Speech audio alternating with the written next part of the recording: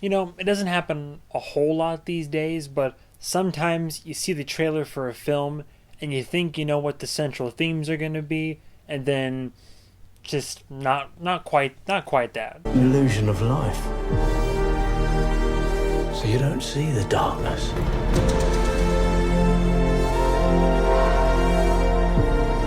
Out there, I just see a beam of light.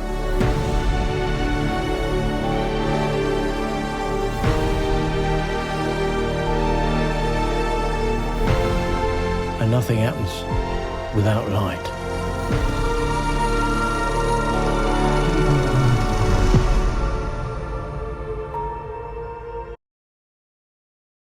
And today we have Empire of Light.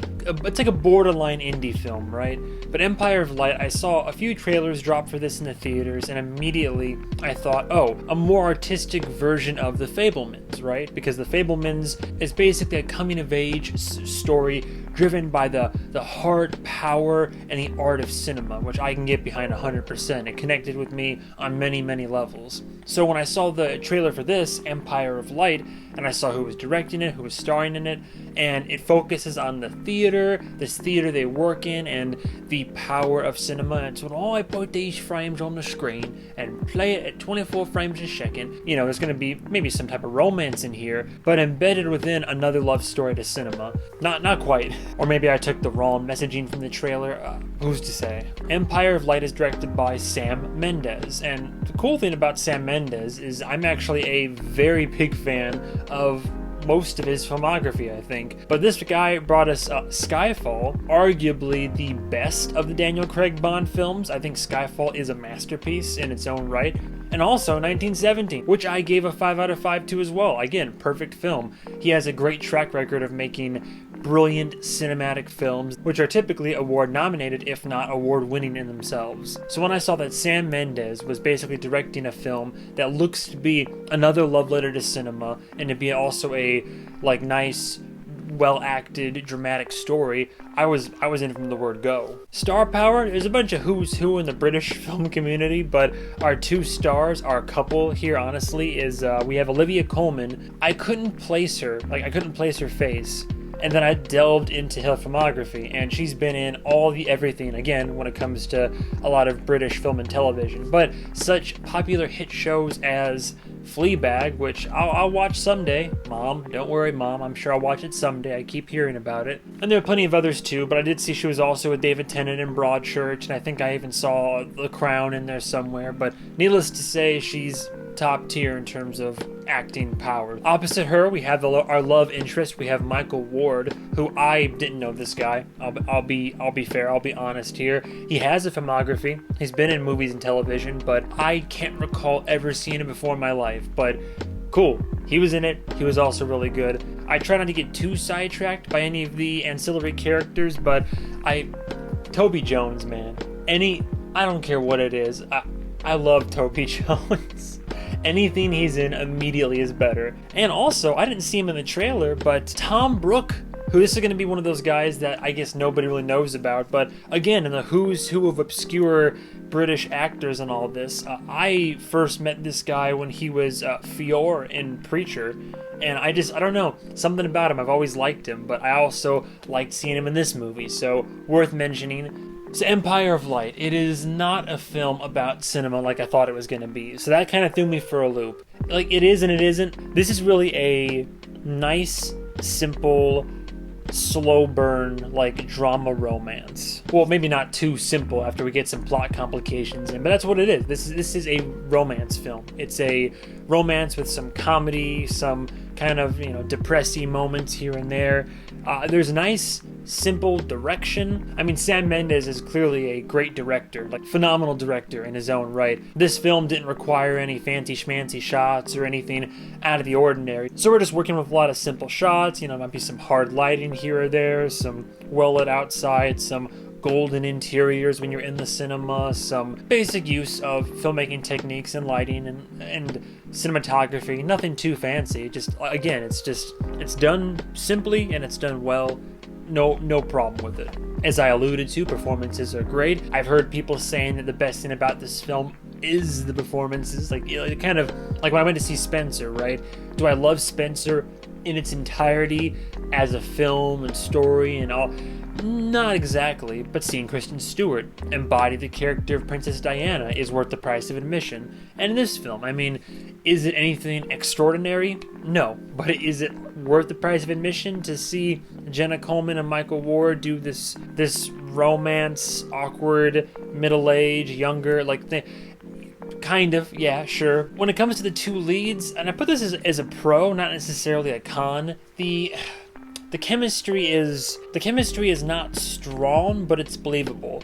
I liken it a lot to Bones and All. Bones and All, I mean, there is chemistry there. As I said in that review, I wouldn't say it's palpable, the chemistry. Similar with this. Maybe I'm just a jaded single wannabe lover or whatever, but I like to think I can see when there's chemistry dripping from actors in a scene. There's chemistry here, but it's just didn't really grip me. I didn't feel I felt the love, but I didn't feel like romance and the back and forth. And although there was some of that in the film, it didn't resonate, didn't click too hard with me. I will say though, without giving away plot elements, I guess, in my opinion, it is a fairly realistic love story. Nothing is grandiose or nothing is fantastical or unbelievable when it happens. The progression of this romance through the ups and the downs, and boy are there downs.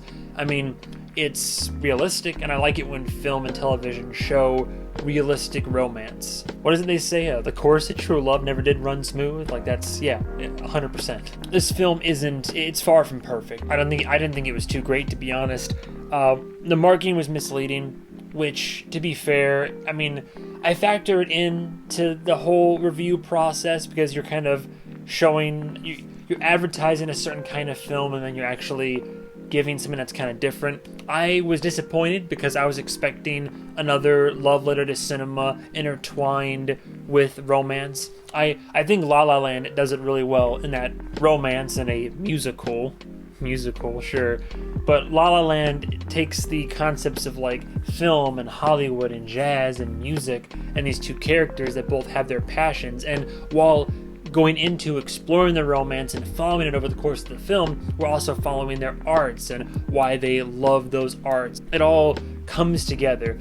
This film, the examples used for cinema and the power of cinema and the allure of the old cinemas and film and all this, I mean, they're not really key points in the film at all. They're more the ideas evoked from cinema, mostly from Toby Jones and his occasional monologuing, very occasional monologuing. They merely serve as a conduit for the romance that we're seeing unfold, that narrative and all of that. They only kind of, it's a catalyst to propel our characters forward in their own personal journeys, and that's not bad, but again, not what I'm expecting, especially when you say Empire of Light. It kind of has they're talking about the light and how you project the light through the image, and you see that you think there would just be more involvement thematically in terms of, I mean, if it was going to be more of a romance, I wouldn't name it Empire of Light, because that makes it sound like, oh, the world of film or whatever, you know. It's like if you put the movie Metropolis and then you just put it in someone's bedroom. No, you need to see the Metropolis. It didn't work for me, because I just don't think that I don't think it worked for the film. Not to mention, there are some narrative elements, one or two crucial narrative elements, one in particular that has to do with our female lead, that are brought up, delved into a bit, and then once they come to a head, they're just kind of discarded, and it resolves, but without, it just kind of fades away. It's a problem it's a very big problem for our character and our characters, and it leads to a scene that leads to a climax of that problem, and then it just kind of isn't a problem anymore. It just kind of fades away. And there's a couple different times where there's narrative concepts that are brought up in this film that, again, whether it's cinema, whether it's mental illness, there are things that are brought up in this film that are brought up and then just kind of, late, just fade away, and then we just focus only on the romance and only on specific characters, and I didn't like how that was handled. Is Empire of Light a good film? I mean, sure. I think it's good. I know the critics weren't too fond of it. I mean, catch me on the right day, I might say it's good. Is it worth the price of admission for theaters?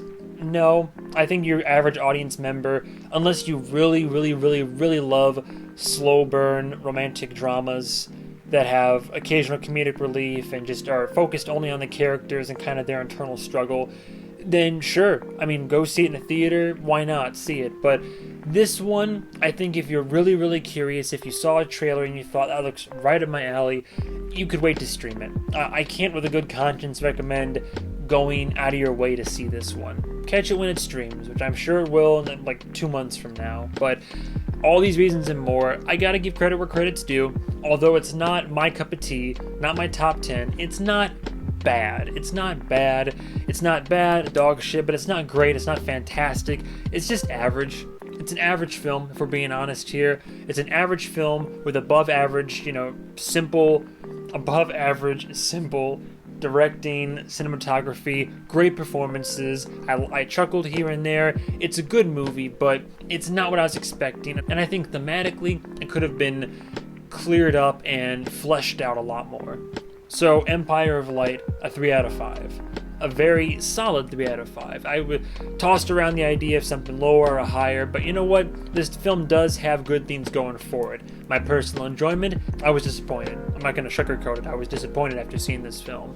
But I recognize the quality therein, and there were aspects of this film that I did enjoy.